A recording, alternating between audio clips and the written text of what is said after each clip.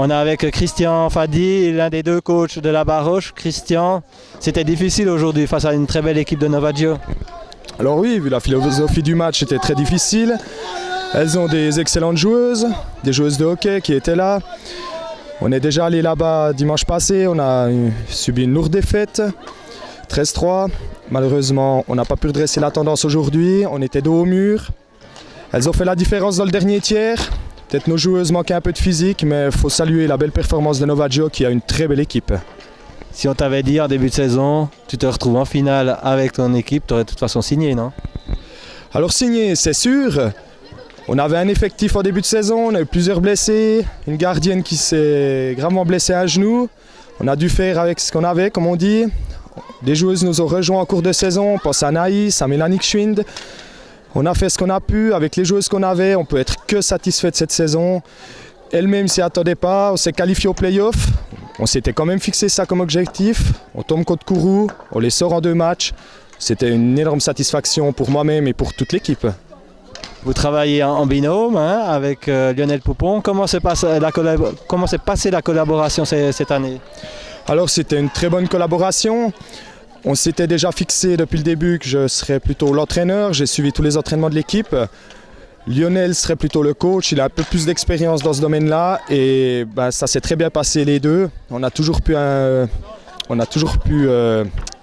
joindre les deux bouts. Quand il y a des matchs à l'extérieur, quand lui jouait ou moi-même. Quelle est la suite avec l'équipe? Est-ce que le duo sera maintenu?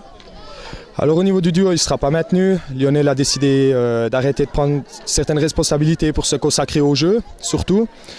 Ce sera Mélina Meyer qui reprendra le coaching et moi-même je continuerai de donner les entraînements avec cette équipe.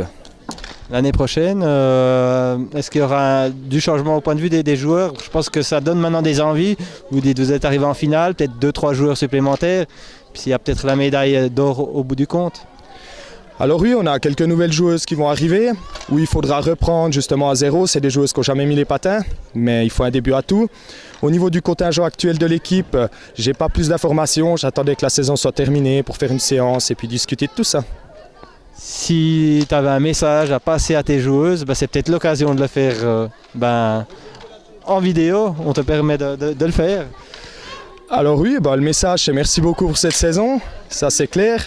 Elles nous ont fait vibrer jusqu'au bout, elles se sont battues ici pour aller chercher un 3e match. Ça n'a pas marché, ça s'est joué sur des petits détails, des petites déviations. Mais comme je l'ai dit, il faut saluer la Jourine Novagio qui est très technique, qui se trouve très facilement.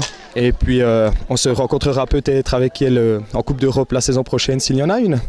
La dernière petite question, en tant qu'homme, est-ce que tu as le droit d'aller faire un petit peu la fête avec ces nanas? Oui, ça c'est clair, on peut faire la fête mais à certaines limites.